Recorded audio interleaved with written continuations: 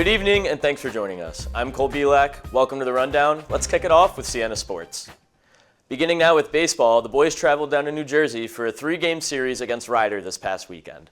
Game 1 saw the Saints strike first in the third inning as Scott Lynch roped a single into left field, scoring both Jake Sparks and Aiden Paradine.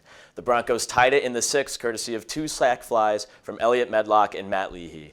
The Saints would retake the lead in the 8th as Noah Brooks would ground into a fielder's choice, but a game-tying 8th-inning homer from Nick Schuett would allow Anthony Pascal to drop a bunt single in the bottom of the 9th to walk it off for the Broncos 4-3.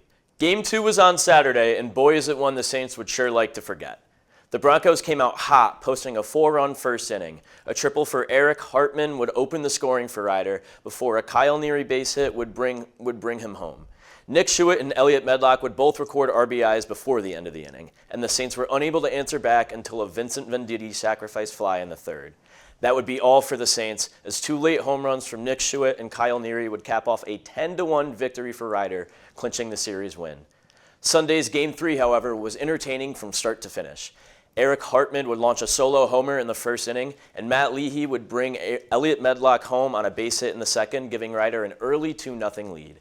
Vincent Venditti would answer back with an RBI base hit of his own in the 5th, and Anthony Pascal would score on a Matt Leahy sac fly before a Will Gallagher grand slam would increase the Broncos' lead 7-1. The Saints wouldn't go down without a fight, however, as a 6-run 8th inning with RBIs from Aiden Paradine, Josh Thompson, Vincent Venditti, Gavin Thorburn, and 2 from Nick Bergametto would tie the game at 7 heading into the bottom of the inning. The Broncos didn't wait long to answer back as Eric Hartman would notch an RBI base hit before an error, walk, and 2 wild pitches would bring the Ryder scoring total to 12, closing out the series sweep with a final of 12-7. The boys look to right the ship this weekend at their own Connors Park against Niagara. Moving to softball, who opened a doubleheader on Wednesday against UAlbany. The Saints came out hot out of the gate as the first inning homers from Emma Peterson and Gracie Goey would give the Saints an early 2-0 lead. Mary Kate Murray would tie it later in the inning on a 2 RBI base hit, and Deanna Grahek and Vanessa Myers would give the Great Danes a 4-2 lead in the 4th, before Ella Malante would tie the game in the 6th with a 2-run double. Gianna DeMeglia would come off the bench and notch a base hit, bringing home Ella Malante to give the Saints the lead and ultimately a 5-4 victory. Game 2 was canceled due to rain, and the Saints will look to continue their winning ways in a doubleheader later today at Wagner. Women's lacrosse would travel to Bryant to play URI this past weekend. Avery Connolly would open the scoring, giving the Saints an early 1-0 lead before Danielle McHugh would tie it up for the Rams 3 minutes later. Olivia Nicholson would score off a Jenna Policino assist, but URI would score again to keep the game tied. Lauren O'Hagan would give the Saints the lead back, and Haley Deptula would close out the first half with a goal to keep the Saints tied at 4. Going into the half, Olivia Nicholson would score the lone Siena goal in the 3rd, and 2 goals from URI would see the Rams take the lead at 6-5 in the 4th. Kohler Neiman would tie the game off a Haley Deptula assist to open the 4th, but a Kate Cummins goal 3 minutes later would prove to be the winning goal as the Saints would fall to the Rams 6-7. The Saints will look to notch their 6th win of the season this Saturday at Fairfield. As for the men's team, they look to extend their win streak to 3 this weekend as they host Manhattan coming off of a 2-week hiatus. That's all for Siena Sports this week. Stay tuned as later Steve Jones, Noah Kime, Joe Lemery, and I will talk all things March Madness, giving our brackets and predictions for the upcoming tournament.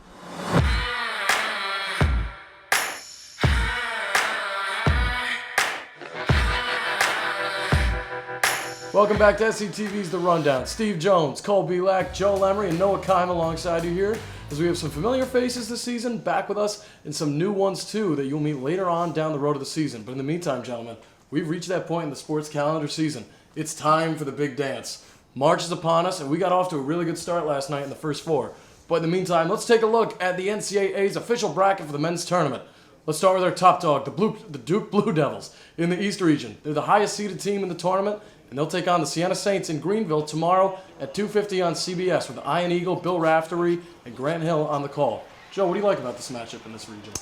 Yeah, I think first off, this entire East region, I think the committee did a very poor job putting it together. I think one can make the argument you put probably 4 of the most loaded teams in this entire bracket. I mean, you got Duke, you got St. John's, you got UConn, Michigan State, Kansas. I mean, that's a tough draw. You're going to have 2 to 3 really good teams out before the Elite Eight. So to answer your question, I think the Duke-Siena matchup is probably the best 1-16 matchup there is in the tournament. I think it's going to be it's a tough draw for Siena, obviously going up against one of the best teams in the country. I do think the odds aren't in their favor. I think they have a shot to upset. Obviously, Doty had an incredible MAC tournament, so we'll see what happens there. But I think the Boozer twins, they're really just incredible. Those brothers do a great job, and I just don't know if it's going to be enough to beat Duke. I think Duke takes that one.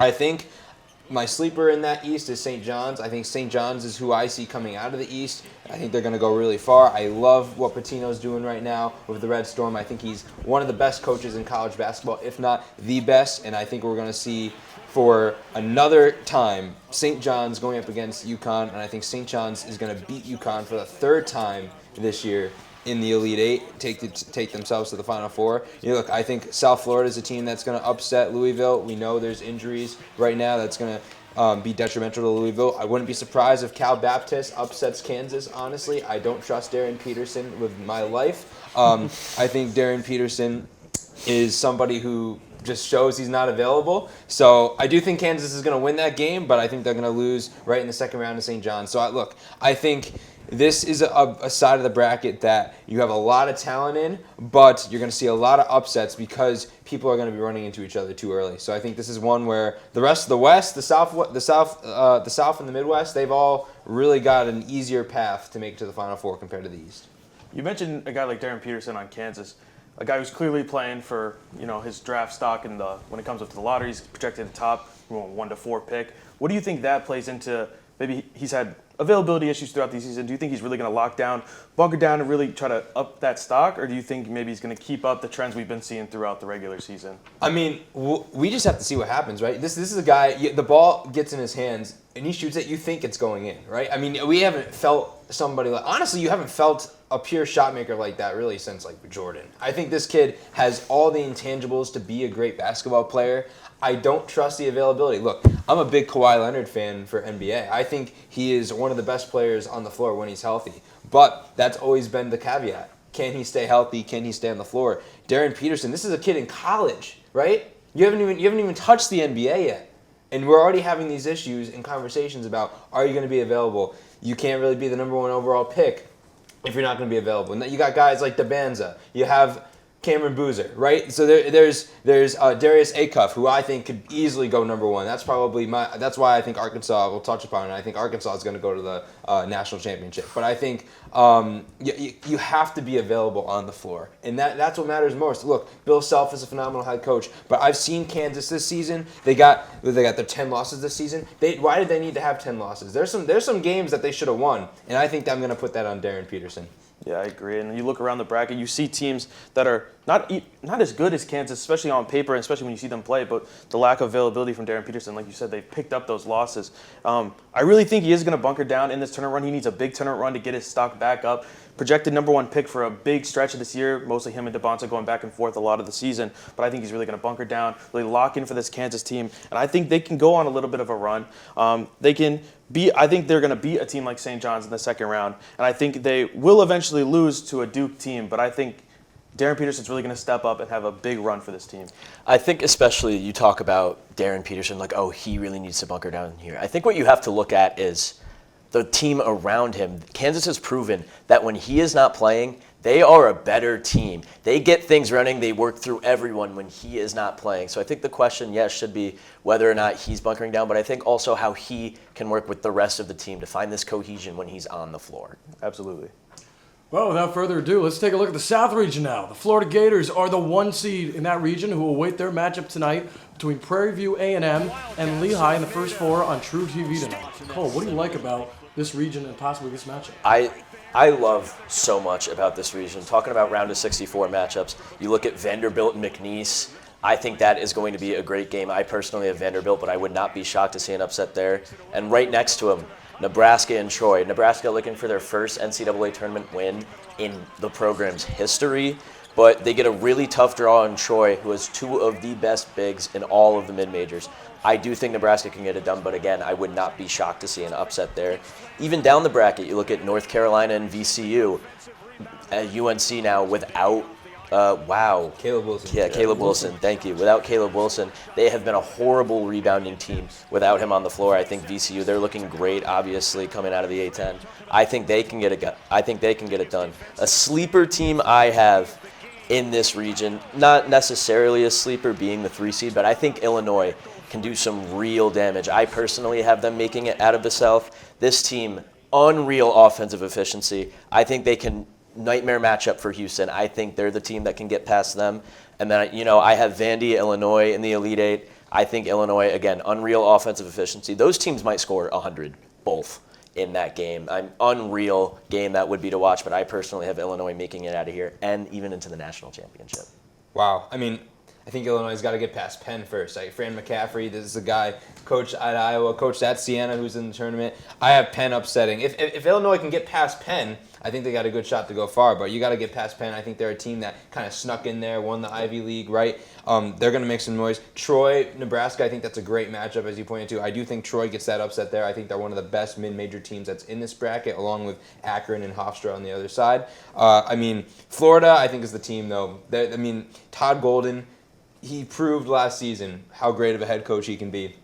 Obviously, the chip is on their shoulders. They have the defending national champions, so they're going to have to prove something again. But I do think you're going to see that national championship rematch between Florida and Houston. I completely agree. I also have Penn with the upset. They're a great coach team. And you always see, especially with Princeton recently in recent years, these Ivy League teams coming in with a chip on their shoulder showing that we can hang with the big dogs. And they always like to make a little bit of noise, and I think Penn is going to be the team to do that this year. It's a tough region, no doubt about it. But what makes that Iowa-Penn game so much special, too, or so much more special, I should say, is it's in Greenville, right? So kind of the vibes feel right here on the Siena community, right? You have Fran McCaffrey and Ronald Moore, the hero in the Siena-Ohio State game in 2009, on the bench. Bill Raftery was on the call with Vern Lundquist. He's doing the games. You got our guy Connor Fenlon. He's doing color radio for us. The vibes feel right. It really does. But now, without further ado, let's take a look at the West region. Noah, the Wildcats have the Finns from LIU to start, but what obstacles do you see en route to their run to the Final Four? Arizona, to make it to this Final Four, they're going to have to play against some really strong teams. I have Arizona coming out against Long Island. They're a great story, but I think Arizona is just too much of a powerhouse. They've been great all season long. And then I think Utah is going to upset Villanova. I love the way they play. They got great big play on that team. They got great guard play. And then that's a team that I think Arizona will beat, but I don't think it's gonna be like, oh, we just marched through them, beat them by 20. I think they're a chippy team, this Utah team. I really think they can give Arizona a little bit of run. Ultimately, I think they will pull off the win.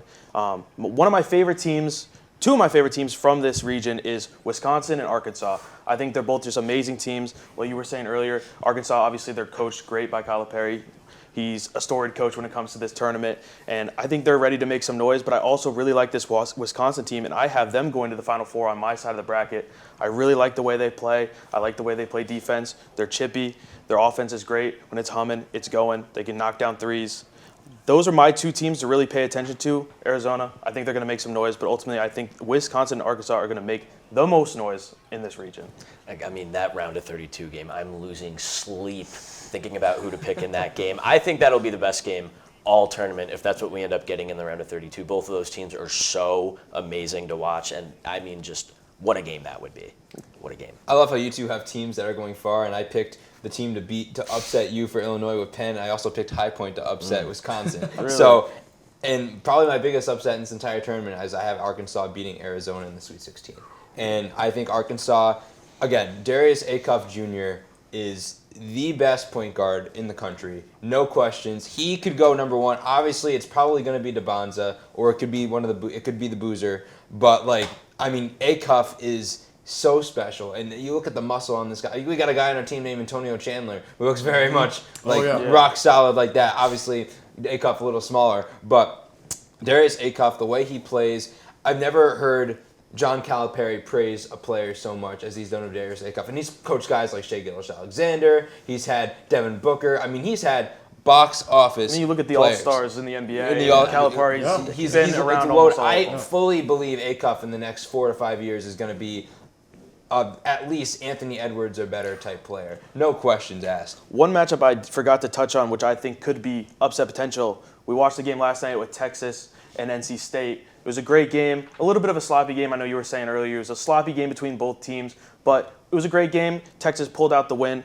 They will be facing BYU. What do you guys think in that matchup? BYU missing one of their best players. How do you guys see that playing out? I mean, you look at their guard position, obviously done for the year with a torn ACL, and that's really limited their ceiling. They got out to an amazing start to the season, then he went down, and you look at BYU, they've sort of fallen off. A lot of people, especially at where they were, I believe they were 19-1 at a point, you were thinking, wow, this team might be number 1 overall seed. Definitely fell off now to 6, but again, as you said earlier, that Texas-NC State game was just, man, did both teams look sloppy. I was debating taking Texas over BYU, especially if they won that game, but I was not impressed by how they looked at all last night. I think DeBanza is going to be able to get them a win. I really, this team right now it's DeBanza or nothing. I mean, the BYU, they're not a great team. It's DeBanza, and he's going to show us why. It's going to kind of be like Ja Morant when he was with Murray State. You know, they have that one game in the tournament where you really shine, but you're not going to beat some of these other teams. Gonzaga is, in my opinion, I think one of the best teams in the country. They always are. Mark Few always has his guys right. He can take any guy in the country and make them look like the best player in the country. And when it comes crunch time, comes NCAA tournament time, Gonzaga is always finding themselves in the mix. Well, last but not least, let's take a look at the Midwest region that is spearheaded by the Michigan Wolverines, who fell short in their Big Ten tournament run, but they are hungry and led by a mighty front court of Jaxa Lendenborg and Ade Mar. They will be a tough out for sure, gentlemen, but their path to the Sweet 16 could be stood in the way by the Billikens of St. Louis or the Georgia Bulldogs if they find themselves into that Sweet 16 matchup. They may have a date with the Red Raiders from Texas Tech or the Alabama Crimson Tide. Now, the Crimson Tide are in a tough situation right now, losing Aiden Holloway, but the SEC is king, and the Crimson Tide got a very generous seating from the committee. And honestly, gentlemen, I really like Akron to upset Texas Tech. Another team plagued by injuries, but the Big 12, they didn't come here to make friends. They're here to beat up on each other. And once again, the SEC is king. The Big 12 is king this year too, gentlemen. One team you didn't mention, obviously a major underdog. One of my favorite underdogs in this entire tournament is Hofstra. Hofstra is one of my favorite teams coming into this tournament. Not a lot of buzz going on around their name, but this is a team who is lights out from three, one of the best three-point shooting teams in the country, and that is made for March Madness. All it takes is one game elimination, as everyone knows. If a team gets hot, that can be it. It doesn't matter what seed you are. It doesn't matter if you're 1 seed, 3 seed, whatever. A team like Hofstra can come in there, put the lights out in the gym, and really run away with this game. And I think they could beat a Texas Tech in a second round if those shots are falling. What do you guys think when it comes to those matchups? I completely agree. I actually have both Akron and Hofstra upsetting. I think those are two of my biggest upsets in the bracket. And I think Hofstra ends up losing to Akron. I think Akron's the best mid-major team in here from the MAC.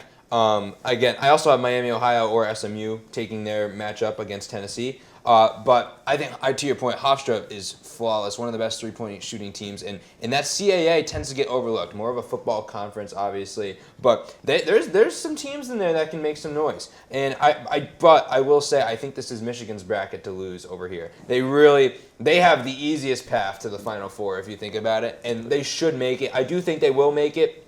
I think Virginia's going to cause a little bit of issues. Kentucky's got a shot to go far. But really, this bracket is the weakest in my opinion, and I think Michigan's got a clear runaway with it.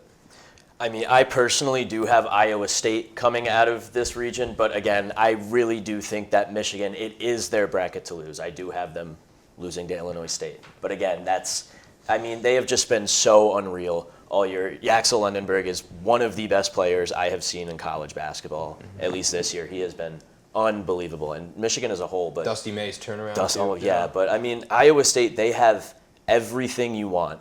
Iowa State, sorry. They have everything you want in a tournament team. I have been so impressed with them all year watching them. I really thought they could have been a 1 seed. Obviously, they didn't win the Big 12, I don't believe. But it was, correct me if I'm wrong, I don't think they did. No, right? That was Arizona's conference. Yes, you're right, it was Arizona. But I mean, they're just so good. I have been so impressed with them all year. I do have them losing to the Big 12 champs, Arizona, in the Final Four. I do have Arizona winning my national championship, but Iowa State's just so good, man. Yeah. I agree with everything you're saying, but I'm with Joe on this one. I think it is Michigan's. It's Michigan's to lose. I have them winning my tournament.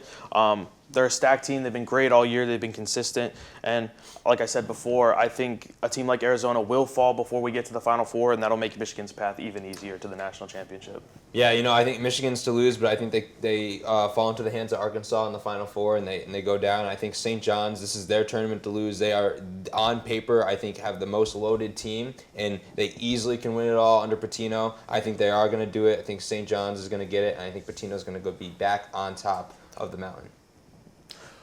When it comes to, question for you guys, when it comes to a tournament like this, obviously single game elimination, how much does that pedigree, especially when it comes to coaches and players who may have been on a team for 3-4 years, seniors, juniors, how much does that experience play into picks that you guys make when it comes to these matchups? I mean, personally for me, that's almost everything I look at. Obviously, like, you have just unreal talented teams like Duke, but they're led by young guys. They're led by the Boozer twins, who you really don't see these freshman-led teams that much go on. Obviously, Walter Clayton with Florida, he was a senior last year when they won.